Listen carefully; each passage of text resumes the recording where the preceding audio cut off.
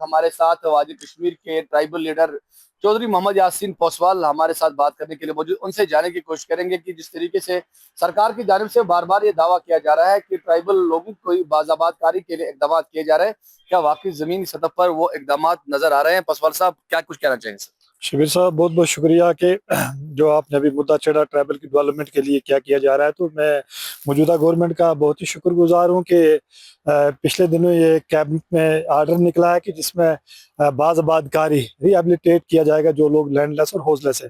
تو اس میں میرے خیال میں ہمارے طبقے کے بہت سارے لوگ جو ہے اس دور میں جہاں لوگ چاند پہ پہنچ گئے ہیں تو ہمارے لوگوں کو سر جھکانے کے لیے بھی جگہ نہیں ہے.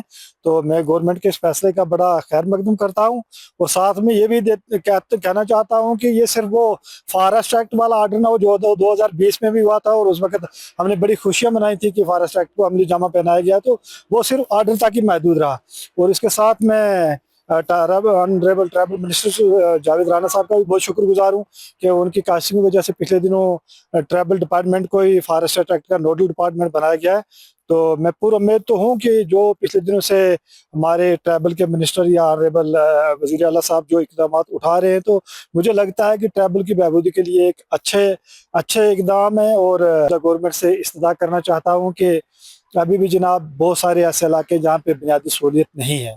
ایک تو رہ گئے وہ لوگ جن کی میں نے بات کی لینڈ لیس اور ہوز لیس، اور اس کے ساتھ میں ایک انڈسٹری ہے جس کو ہم وول کہتے ہیں، اون کہتے ہیں. بات کی فارسٹ رائٹ ایکٹ کی 2020 میں اس کو اناؤنس کیا گیا تھا، تو آج ہم دیکھ رہے ہیں کہ صورتحال اس کے برعکس ہے. ابھی جو کاغذ پر وہ آرڈر ہے لیکن وہ زمین سطح پر عملایا نہیں جا رہا ہے. تو ایز اے ٹرائبل لیڈر آپ اس بارے میں جو لیڈران سے ملے کیا کچھ کہنا ہے ان کا؟ ہم نے 6 تاریخ کو سری نگر میں ایک بڑی میٹنگ کی، تو میٹنگ میں ہم نے آنریبل منسٹر صاحب سے استدعا کیا، اور ہم نے دیکھا کہ انہوں نے بھی حامی بھری کہ ہاں ان کو بہتر ٹرائبل فارسٹ ایکٹ کو عملی جامہ پہنانے کے لیے کچھ اچھے اقدامات اٹھانے جا رہے ہیں.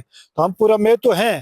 2020 میں تو صرف ہمیں وہ والا جن کا چراغ دکھایا گیا، ہاں ہم نے بھی جشن منایا، وہ پیپروں میں آیا یا سوشل میڈیا کے تھرو ہم نے تو بڑی خوشی منائی، لیکن اس کو عملی جامہ نہیں پہنایا گیا. تو میرے آپ کی پروگرام کی وسادت سے میں گورنمنٹ سے استدعا کرنا چاہتا ہوں کہ ٹرائبل کی جو کمیٹیاں بنی تھی اس وقت حلقہ وائز، تو وہ دوبارہ سے بنائی جائیں، کیونکہ اس میں کچھ وہ لوگ بنائے گئے تھے جن کا اس کے ساتھ کچھ لینا دینا نہیں تھا. تو جو بھی دور دراز رہنے والے لوگ ہیں، چاہے وہ گجر برادری کے یا کشمیری برادری کے، ان میں سے اچھے ذی شعور جو لوگ جو اچھی سوچ رکھتے ہیں ان لوگوں کو اس میں لایا جائے، ان کی کمیٹیاں بنائی جائیں اور اس پہ اچھے طریقے سے کام کیا جائے.